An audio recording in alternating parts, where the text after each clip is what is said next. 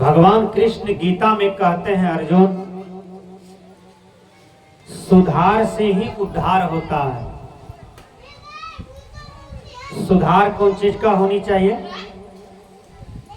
अपनी अपनी कमजोरी का, अपना दुर्गुण का, अपना अवगुण का सुधार होना चाहिए। हमारा गंदा आदत क्या है? जो कई जन्मों से वह गंदा संस्कार, वह गंदा आदतें पीछा करते आ रहा है, वो है चोरी करना, झूठ बोलना, नशा खाना, व्यभिचार करना, हिंसा करना। ये 5 पाप बताया जा रहा है। 5 पाप बताया जा रहा है। चोरी का मतलब होता है जिनकी संपत्ति है, वह संपत्ति पर हमारा कोई अधिकार नहीं है, क्योंकि वह संपत्ति उनका है। उनको हम बलपूर्वक ले लिए, छल पूर्वक ले लिए, घर वाले नहीं देखा, रात के क्रम में हम उसको चुरा लिए, उसी को चोरी कहते हैं। और चोरी करने वाला व्यक्ति कभी भी धनवान नहीं हो सकता है और कभी भी अपने जीवन में यश को प्राप्त नहीं कर सकता है। इसलिए चोरी किसी भी प्रकार का नहीं करना चाहिए। हमारे बिहार में पहले 10 साल पहले क्या होता था, किसी का गाय बढ़िया था, गाय 10 किलो 5 किलो लगता था, तो उसको चोरी कर लेता था और चोरी करके उसको बेच देता था चोर कम ही पैसा में। किसी का भैंस बढ़िया लगता था, भैंस बढ़िया है, तो उसको चोरी करके बेच देता था।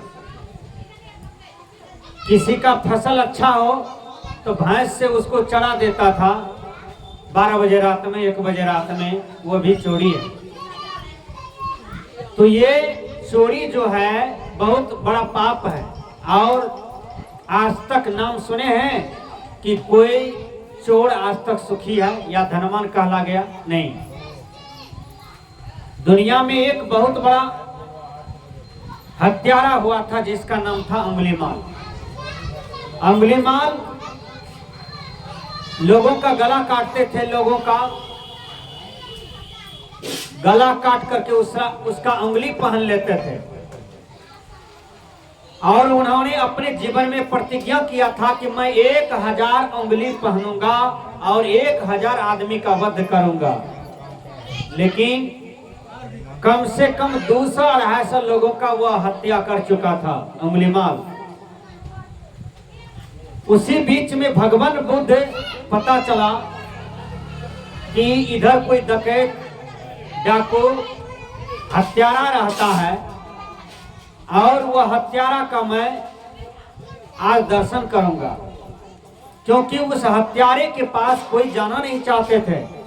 लेकिन बुद्ध ने निर्णय किया कि हमको जाना है। और भगवान बुद्ध संकल्प लिया। ये बात चारों तरफ फैल गया कि बुद्ध जो है अंगुलीमाल जैसे हत्यारा का दर्शन करने वाला है और जाएगा। अब तो हत्यारा इनका हत्या कर देगा। बहुत लोग भी रोके कि आप मत जाइए, वो डाकू है, चोर है, हत्यारा है, आपका वध कर देगा। लेकिन भगवान बुद्ध मानवता के पुजारी थे, वह जीव के पुजारी थे, जीव के रक्षक थे, उपकारी महात्मा थे। भगवान बुद्ध किसी की बात को नहीं माने, वो चल दिए। जाते जाते जंगल में गए तो हत्यारा अंगुलीमाल कहते हैं, अरे रुको, तुम कौन हो, इस तरह से जा रहे हो? तो बुद्ध ने कहा कि मैं तो ठहर गया, तू कब ठहरेगा? फिर डाकू कहते हैं, अरे ठहरो। कहा मैं तो ठहर गया, तू कब ठहरेगा? फिर डाकू कहता, अरे ठहरो। कहा मैं तो ठहर गया, तू कब ठहरेगा? मात्र 3 बात भगवान बुद्ध ने उस डाकू के सामने में प्रयोग किया। और डाकू तब तक में बुद्ध के सामने खड़ा हो गया और कहते हैं कि बोलो, तुमको काट दो, मार दो, क्यों मेरे सामने से तुम निर्भीक जा रहे थे? तो बुद्ध ने कहा, तुम अपना तलवार चला करके देखो, इस महात्मा का गला पर वार करके देखो। बुद्ध ने तलवार उठाया और तलवार उसका काम नहीं किया। फिर धनुष बाण उठाया, अंगुलीमाल धनुष बाण उठाया, फिर काम नहीं किया। दबिया उठाया अंगुलीमाल काटने के लिए भगवान बुद्ध को, फिर काम नहीं किया। तब अंगुलीमाल सोचने लगा, अरे ये कौन सा मानव है, मैं कोई भी अस्त्र को फेंकता हूं तो काम नहीं करता है, इसका मतलब है कि ये कोई देवता आदमी है। वो क्या किए, कहा तुम कौन हो, हमको बताओ। कहा मेरा नाम बुद्ध है और मैं महात्मा हूं, मैं साधु हूं, मैं संत हूं। कहो तो फिर मेरा अस्त्र शस्त्र काम कहां कर रहा है? कहा अपना अस्त्र शस्त्र से पूछो क्यों नहीं काम कर रहा है। बुद्ध ने कहा नहीं नहीं, आप जरूर कोई महान आत्मा है, आप जरूर कोई परमात्मा है, आप जरूर कोई देवंशी है। बुद्ध कहते हैं, अरे डाकू, तुम जो 250 आदमी का हत्या करके 250 उंगली पहन लिया है गला में, ये काम क्यों करता है? का आदमी को काटने में मजा आता है, मारने में मजा आता है, आदमी को सताने में मजा आता है। तब कहते हैं बुद्ध, अरे हत्यारा, तुमको कौन सी भगवान आदेश दिया है कि मनुष्य को काटो, मारो, उसका धन दौलत छीनो? का ये तो हमें कोई आदेश नहीं दिया। तब कहते हैं कि जब कोई आदेश नहीं दिया तो तुम्हारा अधिकार क्या बनता है किसी का जीवन छीनने का? उनका अपना जीवन है, वो अपना जी रहा है और तुम उसके जीवन को छीनते हो। उसकी पत्नी रोती होगी, उसका बच्चा रोता होगा, उसकी बेटी रोती होगी, उसका माँ रोता होगा, जिसका तुम हत्या करके धन छीनते हो और अपने परिवार को सुखी रखना चाहते हो। तब अंगुलीमाल कहते हैं, अरे महात्मा, तुम ये कौन सी बात बताने लगा? कहा यही बात बताने के लिए तो मैं तुम्हारे पास आया हूं। तब कहते हैं कि तुम जो पाप करते हो, ये पाप का भागी तुम अकेले नहीं, अकेले बनोगे? कहा नहीं, ये पाप का भागी तुम मेरे पूरे परिवार के लोग बनेंगे। कहा नहीं, ऐसा नहीं हो सकता है, तुम पाप करते हो, तुम्ही को भोगना पड़ेगा। तब कहते हैं कि जाकर के अपनी पत्नी से पूछो कि हम जो धन दौलत लूट करके मार करके लाते हैं, तो मेरी पत्नी हो, पाप कर्म भोगोगे? तो पत्नी कहती है ये नहीं होता है। तो माँ के पास गया अंगुलीमाल, माँ से पूछता है कि माँ, हम जो धन दौलत लूट करके लाते हैं और हत्या करके लाते हैं, क्या तुम पाप के भागी बनोगे? तो कहा नहीं बेटा, ऐसा नहीं होता है। फिर अंगुलीमाल चला गया अपने पिताजी के पास, कहा पिताजी, आप एक बात बताइए, हम जो इतना पाप करके धन दौलत लाते हैं, आप लोग सुखी से रहते हैं, क्या पाप के भागी बनिएगा? कहा बेटा ऐसा नहीं होता है। तब उसको धक्का लगा परिवार से, वह तुरंत लौटा और गया बुद्ध के चरणों में गिर गया, रोने लगा। कहा हे महात्मा, आज आपने मेरी अज्ञानता का पर्दा हटा दिया, आज आपने मेरे आंखों की पट्टी खोल दिया। ये दुनिया में मैंने बहुतों साधु का दर्शन किया, संत का दर्शन किया, लेकिन हमको देख करके सब भागता था और मुझे कोई ज्ञान देने वाला नहीं था। मैं अज्ञान में इतना सा पाप कर गया। भगवान बुद्ध ने कहा इसको मैं शिष्य बनाऊंगा, लेकिन ठोस शिष्य बनाऊंगा, अच्छा शिष्य बनाऊंगा। बुद्ध ने कहा एक काम करो, तो मेरे चरण में गिरे हो, रो रहे हो, इससे काम चलने वाला नहीं है, क्योंकि तुम पाप बहुत कर चुके हो।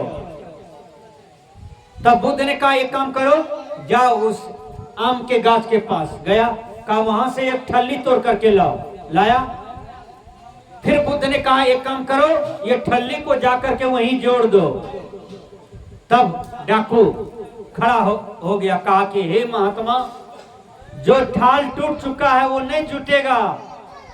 कहा उसी प्रकार जिसका तुम गला काटे हो वह जुटेगा। कहा नहीं जुटेगा। तो कहा क्यों काटा, क्यों काटा, जवाब दो।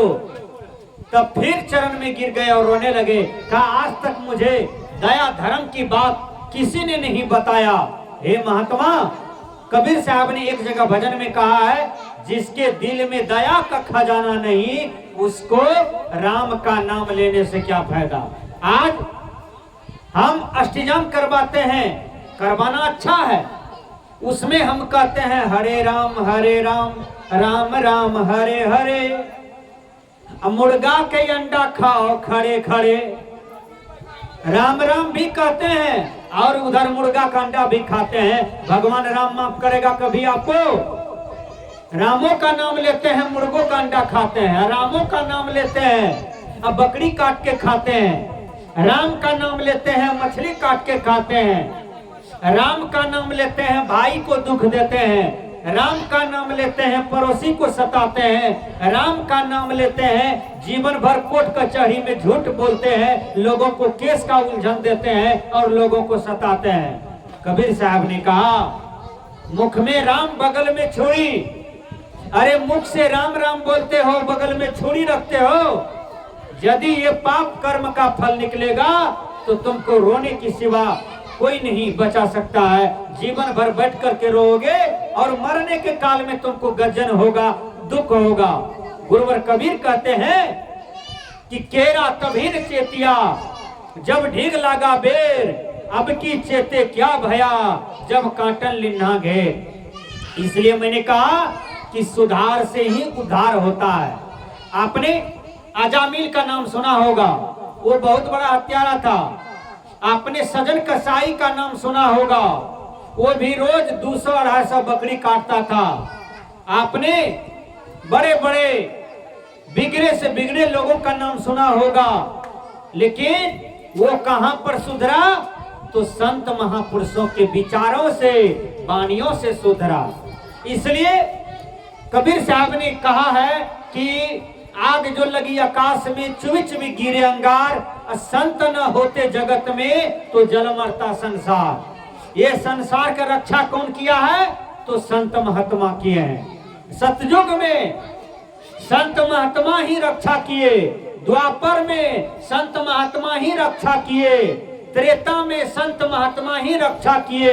अभी कलयुग में देखिए आप, जहां तहां सत्संग हो रहा है और महात्मा ही मंच पर बैठ करके कहते हैं बेटा चोरी नहीं करना, बेटा झूठ नहीं बोलना, है हिंसा नहीं करना, बेविचार नहीं करना। ये 5 पाप जो है इसको कभी नहीं करना। देखिए बैल कोई पाप करता है, सम्मति दीजिए आप लोग, कोई पाप? नरिया बटेर गीदड़ कौवा मैना कोई पाप करता है? कोई पाप नहीं करता है। लेकिन मनुष्य, जबकि मनुष्य शरीर का विशेषता किया गया है कि बड़े भाग मनुष्य तन पावा, ये मनुष्य देखिए कितना पाप करता है? झूठ बोलता है, नशा खाता है। नशा में देखिए आजकल के लड़का लोग पुड़िया खाता है, चरस पीता है, अफीम पीता है, दारू पीता है, शराब पीता है, गांजा पीता है। ये सारे नशा में आता है। और कबीर साहब ने कहा उजला कपड़ा पहन के 5 सुपारी खाए, एक हरी जाने बिना बांधे जमपुर जाए। किसी भी प्रकार की मादकता आपके जीवन में नहीं होनी चाहिए, इसलिए नशा नहीं खाना चाहिए। मैंने देखा, मैं 9th क्लास में पढ़ रहा था, उस समय फारबिसगंज में था, और एक शराबी शराब पी करके नाले में गिरा हुआ था, गंदा नाली में, और नाली के बगल में पैखाना बहुत रखा हुआ था। तो एक लड़का कहता है मामा जी आप नाली में गिरे हुए हैं। तो वो शराबी क्या कहता है, अरे यहाँ तो अगरबत्ती का सेंट आ रहा है, हैं? हमको यही मजा आता है। वो शराबी कह रहा है, बगल में पैखाना महक रहा था, बताइए। वो कहता है यहाँ अगरबत्ती का सेंट है, बहुत मजा आता है, हम सोए हैं, यहीं रहने दो। तो शराब की नशा में आदमी देखिए कहाँ नहीं रहता है। मैंने एक दिन देखा, कहाँ पर, इसी बीच में कार्यक्रम से आ रहा था, हाँ, खौजरी के पास एक शराबी शराब पी करके सड़क पर सोया था और कुत्ता उसका मुंह चाट रहा था। संजोग से हम मोटरसाइकिल लेके गुजरे, देखे 2-3 कुत्ता मुंह चाट रहा है। मैंने 2-3 आदमी से पूछा ये क्या है, कहा दारू पी के सोया है, कुत्ता उसको चाट रहा है। मैंने कहा हाँ कान दो, कहा नहीं नहीं जरूरत नहीं है बाबा, जैसा काम किया है वैसा इसको फल मिला है। अब विचार कीजिए। इसलिए संत महात्मा कहते हैं किसी भी प्रकार की नशा आपके जीवन में न हो। आजकल आदमी क्या कहता है, अरे हम कमाते हैं तो हम ही न गवाएंगे, दारू ने पियेंगे तो क्या मजा आएगा, हैं? शराब ने पियेंगे तो मजा आएगा, अरे बूढ़ा बूढ़ी हो जाएंगे तो क्या मजा लेंगे। इसलिए जवान है अभी दारू शराब पीना चाहिए, हैं? गांजा भांग बीड़ी पीना चाहिए। अभी देखिए दारू और शराब का परिणाम। आपके डॉक्टर था कलकत्ता में, मोनिता कुमारी, और नाइट ड्यूटी कर रही थी। उसको 7-8 शराबी मिल करके उस डॉक्टर को बलात्कार करके उसी रूम में टांग तोड़ करके, आंख फोड़ करके उसका हत्या कर दिया। ये शराब का परिणाम है। सजना, कहने का भाव है कि जब तक सुधार नहीं होगा तब तक उद्धार नहीं हो सकता है। भगवान कृष्ण गीता में कहते हैं अर्जुन, सुधार से ही उद्धार होता है। इसलिए मन को जीतो, इंद्रियों को जीतो। मन इंद्रियों को तुम सबस कर लोगे तो इस दुनिया में तुम पक्के साधु हो जाओगे, पक्का वीर कहलाओगे।